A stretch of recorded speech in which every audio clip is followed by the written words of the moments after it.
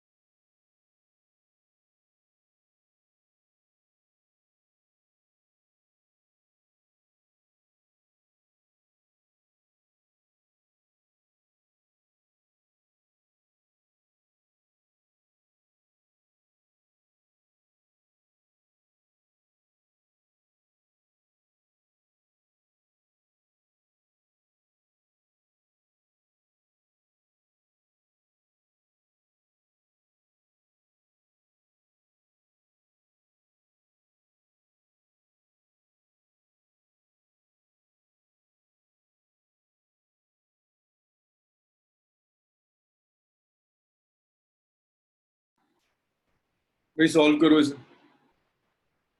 तुम्हें Kirchhoff law सिखाया था लास्ट क्लास में, अप्लाई करो किरचॉफ लॉ और सॉल्व करो।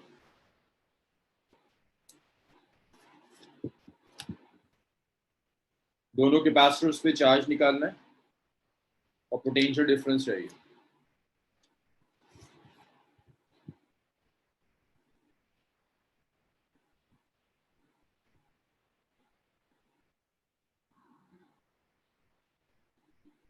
मुश्किल से 2 मिनट लगेंगे इसमें।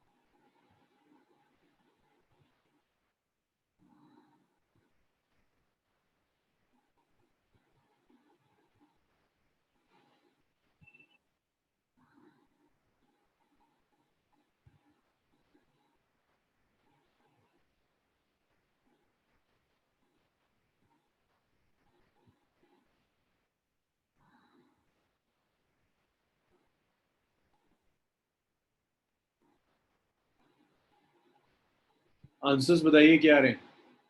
चार्ज चाहिए और पोटेंशियल डिफरेंस चाहिए, V A minus we.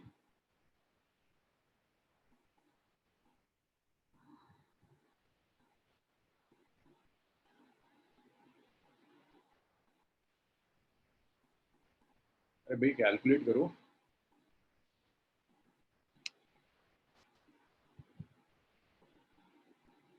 Okay Bajaj, potential difference भी कैलकुलेट कर लो।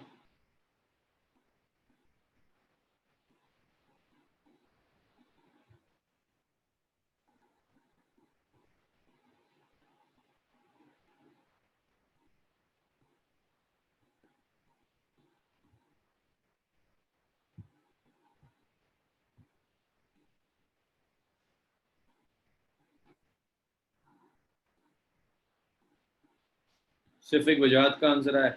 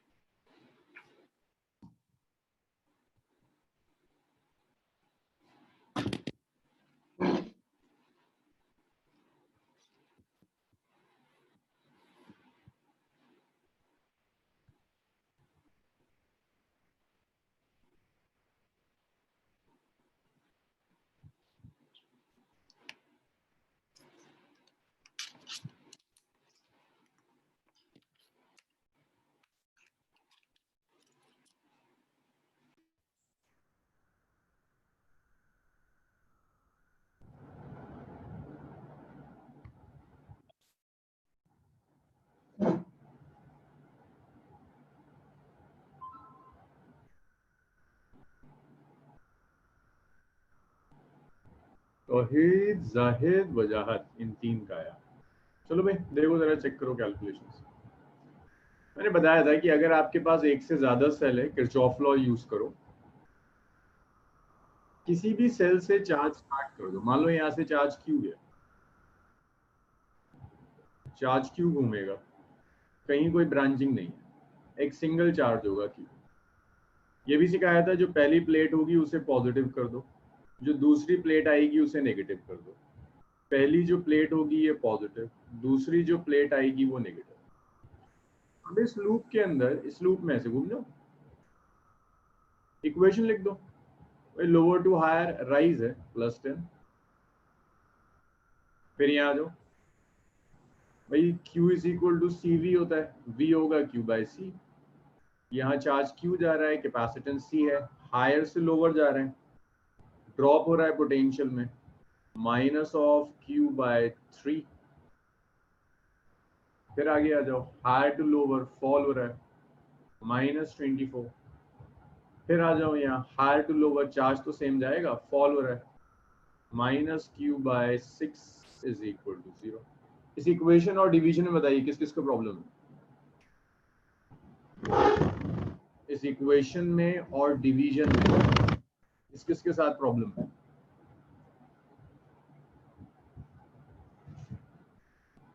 यहां तक क्लियर है सबका, कोई प्रॉब्लम नहीं। चलो 10 माइनस 24, अब यहां से सीधा सीधा क्यों निकाल लो, minus 14 minus Q by 3 minus Q by 6, ये कितना आ जाएगा, अगर मैं इसका एलसीएम ले लूं तो 6 आ जाएगा, माइनस 3 बाय 6 हो जाएगा, is equal to 0।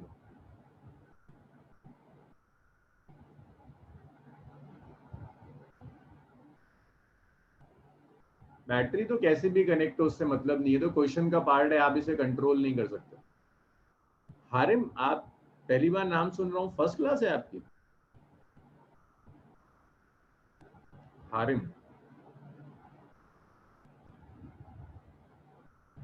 Ayesha question है, क्वेश्चन अपने हिसाब से थोड़ा ना चेंज करोगे। So 10 minus 24 minus 14 minus Q by 3 और माइनस क्यू बाय 6, एलसीएम 6 आ गया, minus 2 Q minus 3 Q by 6 is 0। तो माइनस 14 इज, राइट में ले जाओ, 3 क्यू बाय 6 आ गया, 2 चला गया, क्यू आ गया माइनस 28, सब कुछ माइक्रो में था ना, तो चार्ज भी आपका माइक्रो कूलम में आया। अब एक चीज और इंपॉर्टेंट है, जो नेगेटिव साइन है इसका सिर्फ इतना सिग्निफिकेंस है, मैंने जो डायरेक्शन लिया है एक्चुअल डायरेक्शन ये नहीं है, एक्चुअल डायरेक्शन सर्किट में चार्ज का रिवर्स है, तो नेगेटिव साइन सिर्फ इतना बता रहा है, shows that actual direction of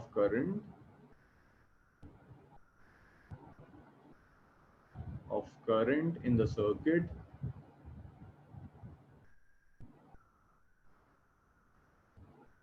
is opposite to the one assumed।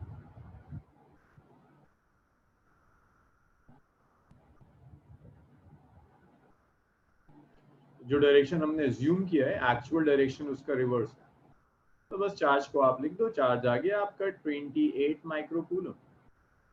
अगर चार्ज आ गया VB माइनस VA का क्या मतलब है, इस कैपेसिटर के across potential difference, potential difference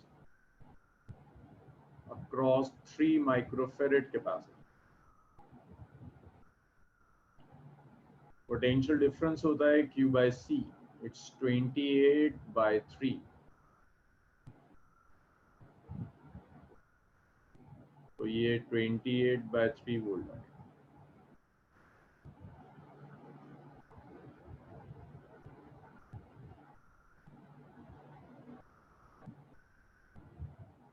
Zahid screen तो मैक्सिमम पर है, आप अपने मोबाइल फोन या जो यूज कर रहे हैं वहां एडजस्ट कीजिए, स्क्रीन तो मैक्सिमम है।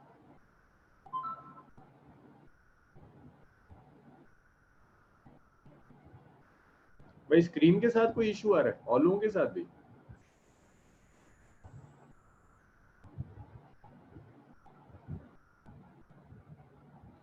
चलो ठीक ठीक, ये आ गया 20। तो इस तरह से ना आप यूज करोगे किरचॉफ लॉ, जहां आपको, आप जब HC वर्मा सॉल्व करोगे HCV, तो उसमें बहुत क्वेश्चंस मिलेंगे जहां मल्टीपल बैटरीज गिवन होगी, जो मल्टीपल सेल दे रहा है वहां सॉल्व करने का ये तरीका, ये भी शायद गिवन है ये क्वेश्चन। चलिए लिख लिया, रब करें इसे,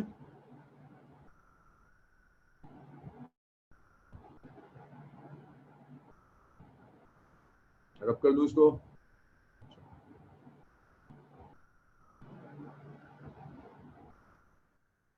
जल्दी जल्दी लिखो जाहिद।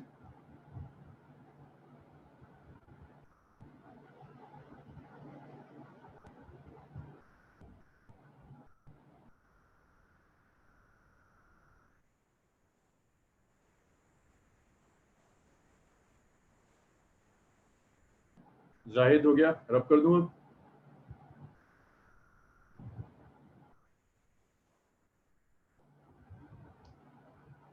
देखो इसके बाद एक लास्ट टॉपिक है, जब आप HCV सॉल्व करोगे ना तो आखिर में उसने दो न्यूमेरिकल्स दिए हुए हैं लास्ट के सेक्शन में, बिल्कुल force on a डायरेक्ट्रिक slab, force on dielectric slab in electric field, dielectric slab inside capacitor.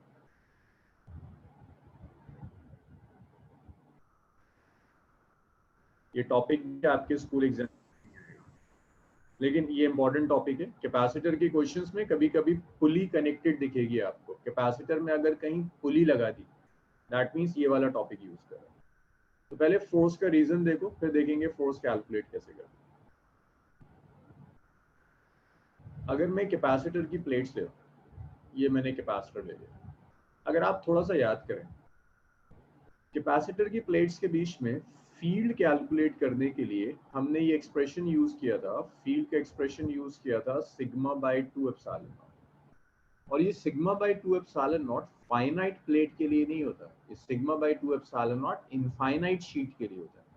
ये अप्रोक्सीमेशन थी कि हम कैपेसिटर की प्लेट्स को इनफाइनाइट मान रहे थे और वहां फील्ड का expression sigma bye 2 epsilon not है, जो पूरी तरह से ठीक नहीं है अप्रोक्सीमेशन। लेकिन अगर हम एक्चुअल कैलकुलेशन में आए, मैंने कैपेसिटर की दो प्लेट्स ले ली, एक प्लेट पॉजिटिव और एक प्लेट नेगेटिव, तो इन प्लेट्स के बीच में जो एक्चुअल फील्ड होगी वो सिग्मा बाय 2 एप्सिलॉन नॉट नहीं होगी, sigma bye 2 epsilon not infinite sheet की वजह से होगी। यहाँ तो एंड्स भी हैं, सिग्मा बाय 2 एप्सिलॉन नॉट इस रीजन में हो सकती है सिग्मा बाय 2 एप्सिलॉन नॉट, लेकिन ये जो एंड्स हैं ये एंड्स प्रॉब्लम को कॉम्प्लिकेटेड कर देंगे। ये एंड्स अपनी एक फील्ड जनरेट करेंगे, ऐसे कर कर ये एंड एक फील्ड जनरेट करेंगे जिस फील्ड्स को कहते हैं फ्रिंजिंग फील्ड। इस फील्ड को कहते हैं फ्रिंजिंग फील्ड। फ्रिंजिंग फील्ड आ रही है due two ends of plates. ये जो आपको प्लेट्स दी हैं, इन प्लेट्स के एंड्स की वजह से जो प्लेट्स आएंगी, हाँ एक की वजह से, यस एक की वजह से, लेकिन ये जो एक की वजह से भी तो तब आएगा ना जब इनफाइनाइट शीट होगी, लेकिन कैपेसिटर की तो फाइनाइट एरिया होता है, फाइनाइट लेंथ होती है। तो ये sigma bye 2 epsilon not approximation था, एक्चुअल में हमने एंड्स की फील्ड को नेग्लेक्ट कर दिया, बट जैसे ही आप एन की फील्ड को इंक्लूड करेंगे due two ends of plates, plates के जैसे ही आप एंड्स लोगे, एंड्स की वजह से एक फ्रिंजिंग फील्ड डेवलप होगी। This is fringing field due to just ends of capacitor.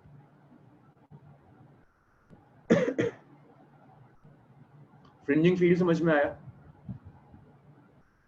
फिर आगे डिस्कस करेंगे। यहां तक क्लियर है तो बताइए, फ्रिंजिंग फील्ड्स तक क्लियर है तो बताइए, फिर आगे बढ़ो। तो याद देखिए फ्रिंजिंग फील्ड्स किसकी वजह से आ रही है? एंड्स की वजह से, कॉर्नर्स की वजह से। अब क्या होगा अगर इसी कैपेसिटर में मैं एक डाइलेक्ट्रिक स्लैब इंट्रोड्यूस कर दूं?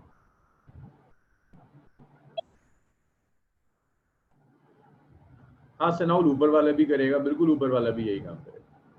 अब यहाँ पर अगर मैं एक डाइलेक्ट्रिक स्लैब इंट्रोड्यूस करूं तो ये फ्रिंजिंग फील्ड्स क्या करेंगी इस डाइलेक्ट्रिक स्लैब पर, ये जो फ्रिंजिंग फील्ड्स है ना, dielectric slab,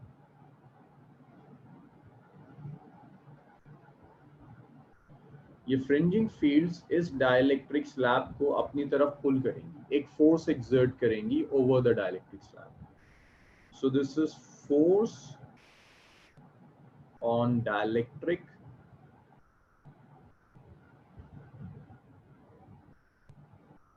due to fringing field.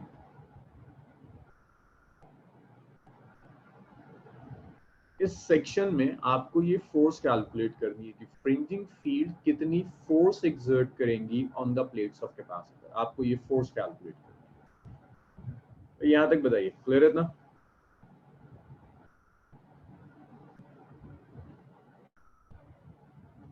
इतना ड्रॉ कर लो फिर कैलकुलेट कर लो।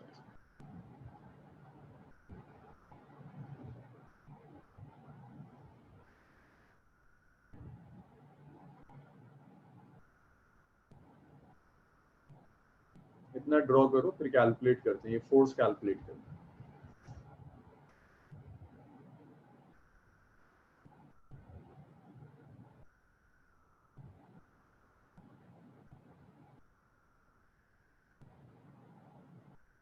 अब ये फोर्स आपसे दो अलग अलग केसेस में कैलकुलेट करवाएगा।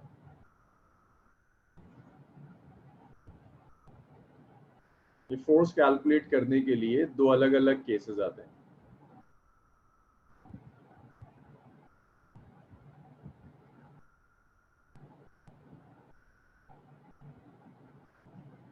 केस 1 आता है,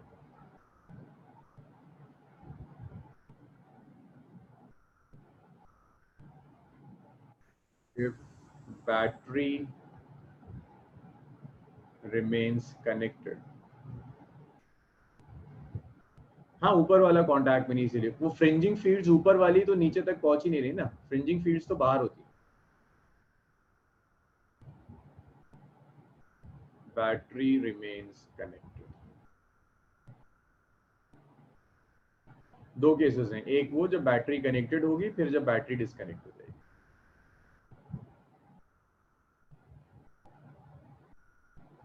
तो जो पैरेलल प्लेट कैपेसिटर, ये डाइलेक्ट्रिक स्लैब इंट्रोड्यूस कर दिया। अब यहाँ बहुत सारी चीजें भाई याद रखना, ये मैंने कई बार बताया कि ये जो प्लेट्स हैं जो तुम्हें लाइन दिखती हैं, लाइन नहीं है, ये ऐसी रेक्टेंगुलर प्लेट्स हैं। तुम्हें सिर्फ इसकी लेंथ दिखती है कि इस पूरी प्लेट की जो टोटल लेंथ है, total length of the plate is L. सिर्फ लेंथ नहीं है यहाँ पर, आपको तो टॉप व्यू दिखता है, इसकी विड्थ भी है, ब्रेथ भी होगी जो आपको नजर नहीं आ रही, इट्स बी। ऐसे रखी हुई है प्लेट, तो तुम्हें सिर्फ ये दिखता है, ये भी तो होगी, दैट्स बी। तो ये एरिया याद रखना, एल इंटू बी आएगा। मैं यहाँ कहीं छोटा सा ड्रॉ करके भी दिखा रहा हूँ, यहाँ कहीं ड्रॉ कर लो। तो जो डाइलेक्ट्रिक है, ये डाइलेक्ट्रिक कुछ सेपरेशन x तक फील्ड, बाकी जो L माइनस एक्स है इतने में एयर, ये डाइलेक्ट्रिक है, ये एयर। डाइलेक्ट्रिक कांस्टेंट इसके, तो डाइलेक्ट्रिक x थिकनेस तक है, बाकी के अंदर एयर। तुम्हें कैपेसिटर्स चाहिए, इसे आप दो कैपेसिटर्स मान लो, एक कैपेसिटर ये हो जाएगा, दूसरा कैपेसिटर ये हो जाएगा। सो डाइलेक्ट्रिक इज फील्ड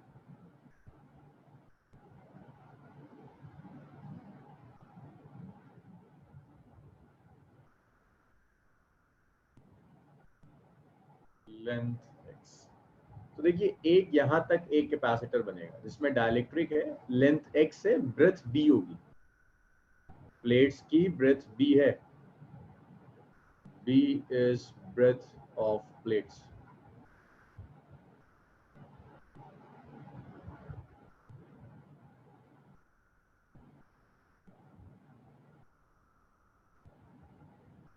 तो ये जो प्लेट्स दी हैं, इन प्लेट्स की ब्रेथ इज b। तो C1 जो कैपेसिटेंस होगा, that's k epsilon not a by d होता है। a क्या है, एक डायमेंशन x है, दूसरी डायमेंशन b है, it's bx divided by plates के बीच में सेपरेशन d होता है, d आ गया। ये x है, ब्रेथ b है, b जो आपको नजर नहीं आ रही है। भाई ऐसा कोई स्टूडेंट है जो मंडे फ्राइडे वाली नई बैच से आया आज? कोई ऐसा है जो इस बैच में आज जिसकी फर्स्ट क्लास हो? मंडे फ्राइडे वाली बैच से मैंने किसी को बुलाया था, मंडे फ्राइडे 7 to 8:30, कोई आया नया स्टूडेंट? देखो ये एयर है, एप्सिलॉन नॉट बी एक्स की जगह आ जाएगा L minus x divided by C1 C2 parallel में कनेक्टेड है, C1 plus C2। So k epsilon not bx, और यार यहाँ ना एक सेल लगा देना, एक सेल लगा देना, कहीं सेल कनेक्टेड है, bx by d plus epsilon naught b l minus x by c equivalent हो गया epsilon naught d by d, it's x plus, नहीं सिर्फ x नहीं है, kx,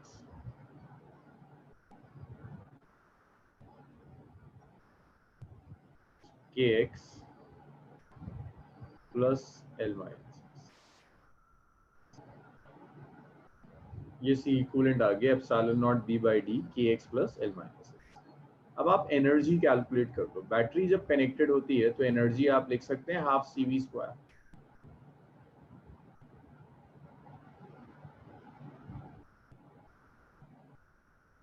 So this is half C equivalent into V square. So this is half C equivalent, which is epsilon naught B by D kx plus L minus x multiplied by V square. अब अगर इतना आ गया तो आप force calculate कर लो। Force और energy में relation होता है। आप फोर्स ऐसे लिख सकते हैं, force is du over dx at v is equal to constant। अगर वोल्टेज कांस्टेंट है तो आप फोर्स ऐसे लिख सकते हो, इट्स du over dx। बस इसमें एक छोटी सी चीज का आपको ख्याल रखना है, अगर किसी को थोड़ा बहुत 11th का याद है तो फोर्स होता है minus of du over। 11th का अगर आपको याद है थोड़ा बहुत भी, तो f होता था minus of du over dx। ये हमने प्लस du over dx ले लिया। इसकी डेरिवेशन मैं आपको करके दिखाऊंगा कि ये du over dx कैसे आएगा। फिलहाल इसकी फिक्र मत करो, ये थोड़ा सा 11th वाला पोर्शन इन्वॉल्व होगा, इसको एंड में ड्राइव करके दिखाता हूं। तो अगर मैं इसको डिफरेंशिएट करूं तो फोर्स हो गया d over dx ऑफ, नहीं अमान इंपल्स नहीं, पोटेंशियल एनर्जी में half epsilon naught d by d, it's kx plus l minus x into v square। v square तो कांस्टेंट है, कांस्टेंट सब अलग ले जाओ। So epsilon naught d by 2d multiplied by v square, ये सब constant terms हैं, अलग ले जाइए। सिर्फ इसका डेरिवेटिव बचेगा d over dx of kx plus l minus kx plus l minus.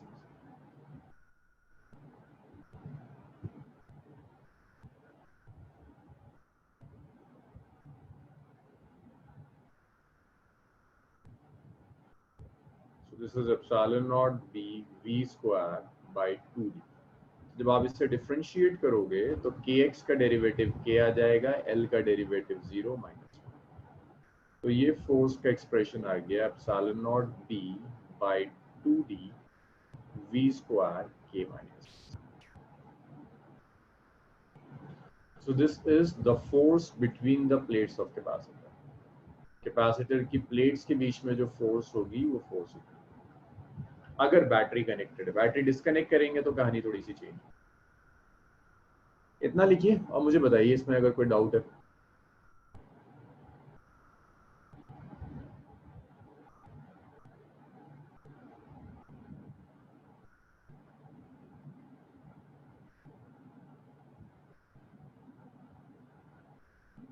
Mushtaba, रहबर,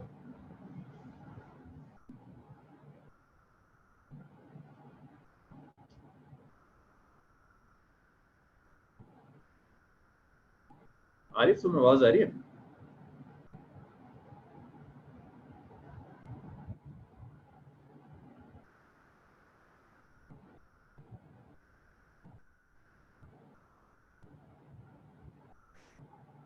ये आपके स्कूल एग्जाम्स में कभी नहीं आएगा, बस ये एक्सप्रेशन याद रखिएगा, ऑब्जेक्टिव्स के लिए काम की चीज।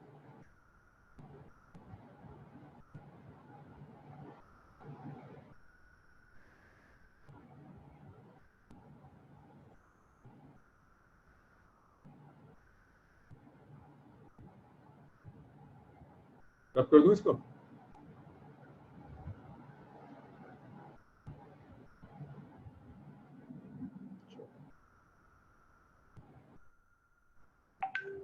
अब इसी में एक केस और पूछता है आपसे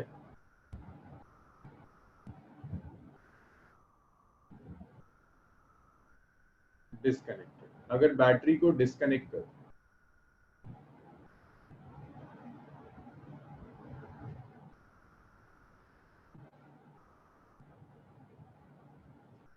अगर आप बैटरी को डिस्कनेक्ट कर दो तो अब देखो यहां तक तो सब सेम रहेगा, सी इक्विवेलेंट सेम होगा, बस जब आप बैटरी को डिस्कनेक्ट करते हो तो चार्ज कांस्टेंट हो जाता है। तो अब एक्सप्रेशन आएगा, इट्स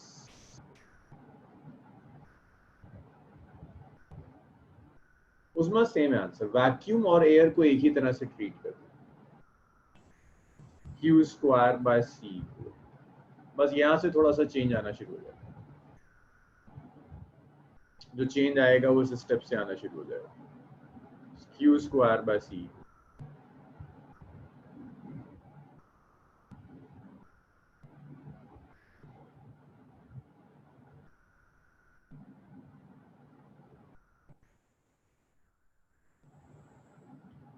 तो ये आ गया half Q square divided by C equivalent, C equivalent की वैल्यू रख दो epsilon naught D by D, it's K X plus L minus X, ये एक्सप्रेशन।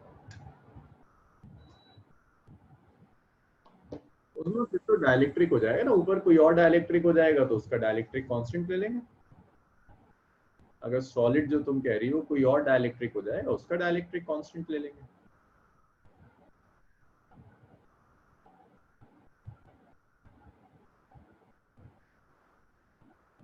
सो यू हो गया half, it's Q square D by epsilon naught B, it's K X plus L minus.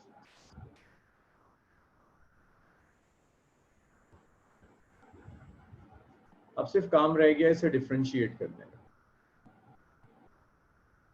Force होगी minus of D you, so this is minus of d over dx of u। अभी कुछ लोगों को लग रहा होगा यहाँ मैं माइनस ले रहा हूँ, लेकिन इससे पहले वाले केस में मैंने माइनस में प्लस लिया था। एक्चुअल एक्सप्रेशन यही होता है, forces minus of D U over D x. वहाँ नेगेटिव साइन जो गायब हुआ था वो वर्क डन बाय सेल की वजह से हुआ था, उसे हम प्रूव करेंगे कि वहाँ नेगेटिव साइन कहाँ चला गया। खैर, तो minus of D U over D X of U, U half Q square D by epsilon naught b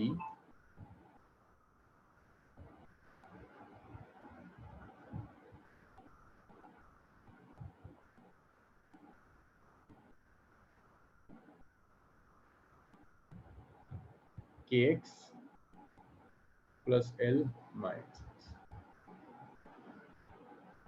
सो देखिए जो कांस्टेंट से उन्हें अलग ले जाइए, Q square D by two epsilon naught B, ये सब कांस्टेंट्स थे, इन्हें आप अलग ले गए। You are left with only its kx plus l minus x to the power minus 1।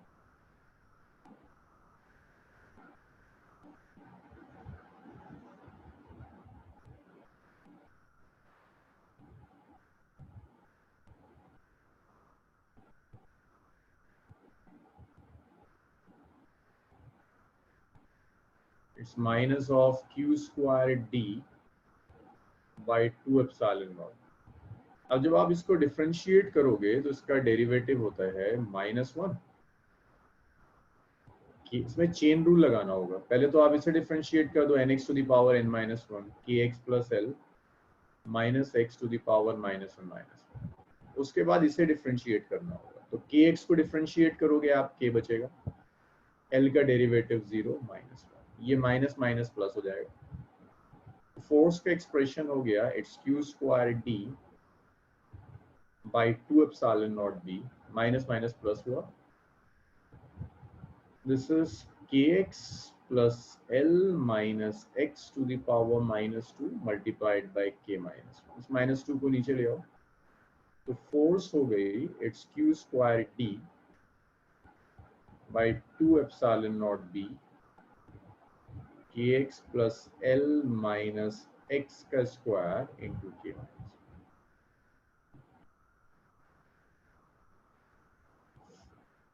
ये फोर्स का एक्सप्रेशन है, this is the net force. ऐसे आप नेट फोर्स कैलकुलेट।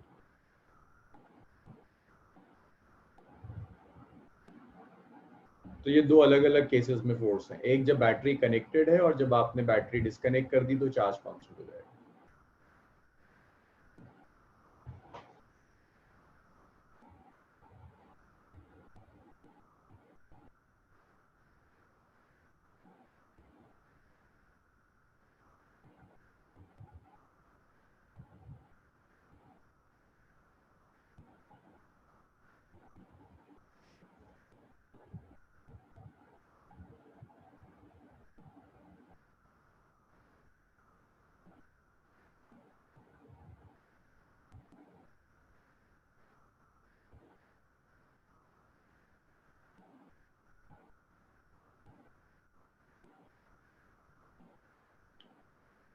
ये दोनों एक्सप्रेशंस आपके स्कूल एग्जाम्स में नहीं आएंगे, लेकिन ये एंट्रेंसेस के लिए काम कीजिए। बस आखिरी टॉपिक था जो मुझे कैपेसिटर का डिस्कस करना। रब कर दूं ये?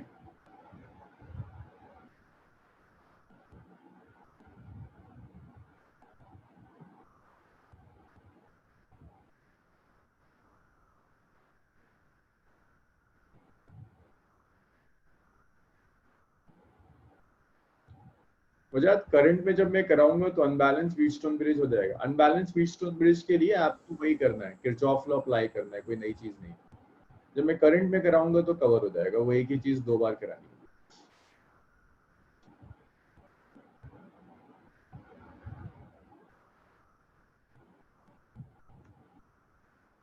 देखो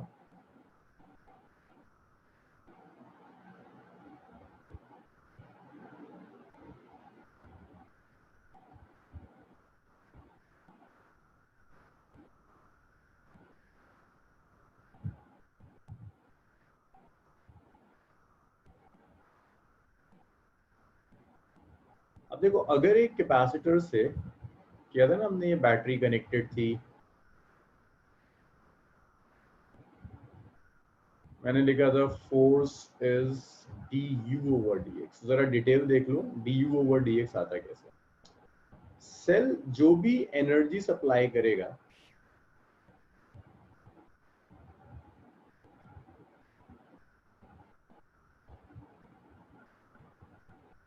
भाई ये रिलेवेंट तो नहीं है, लेकिन अगर कोई इसमें परेशान हो कि मैंने फर्स्ट वाले में माइनस क्यों नहीं लिया था, तो मैं उसका रीजन दे रहा हूँ।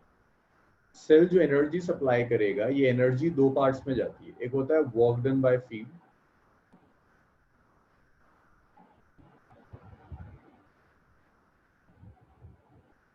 Plus potential energy.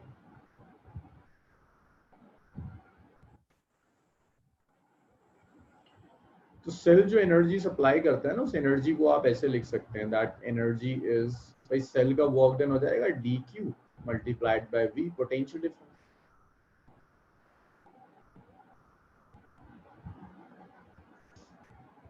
Work done by field को डी एक्स लिख सकते हैं, डी एक्स डिस्प्लेसमेंट के लिए। पोटेंशियल एनर्जी में चेंजेस डी यू, मुझे फोर्स चाहिए, सब लेफ्ट में लिखो। तो V D Q minus D U is F D X. F आ गया यहां से, it's V D Q over D x minus D U over. अब आपको सिर्फ किसी तरह से वी डी क्यू कैलकुलेट करना है। तो वी डी क्यू कैलकुलेट करने के लिए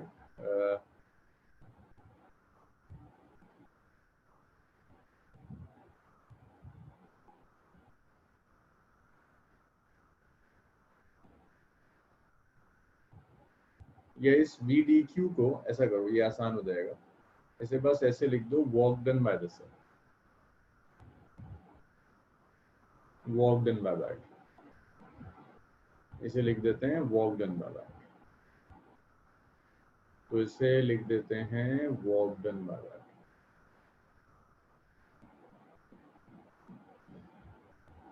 पोटेंशियल एनर्जी जब आप कैलकुलेट करेंगे तो पोटेंशियल एनर्जी होती है half C V square. Battery connected है तो वी कांस्टेंट, तो डी यू जो होगा that will be half v square multiplied by dc, this is d। जब आप वर्क डन बाय सेल लोगे, वर्क डन बाय सेल होगा dq इंटू वी।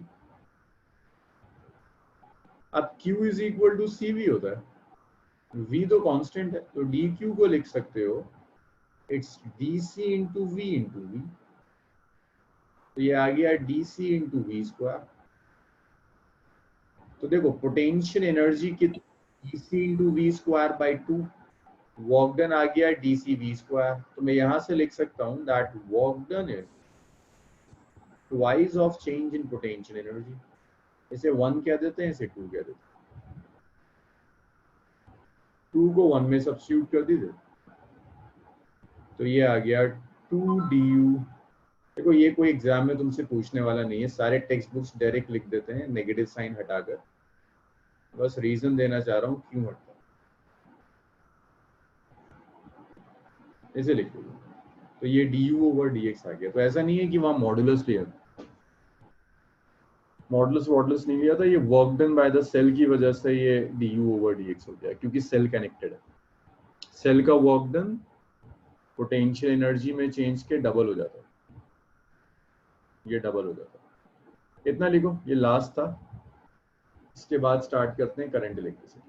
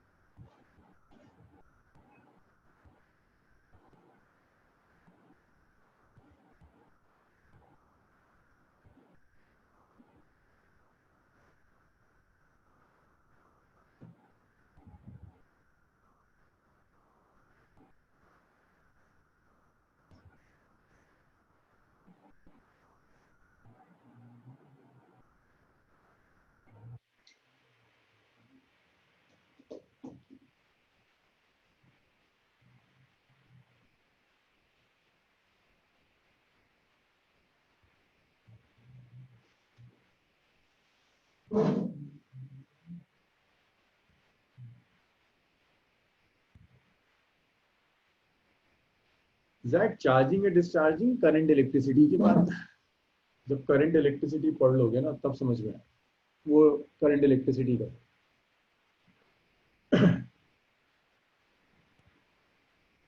तब मिक्स करेंगे कैपेसिटर के रेजिस्टर सर्किट और रेजिस्टर। मैं रब कर दूं इसे, लिख लिया।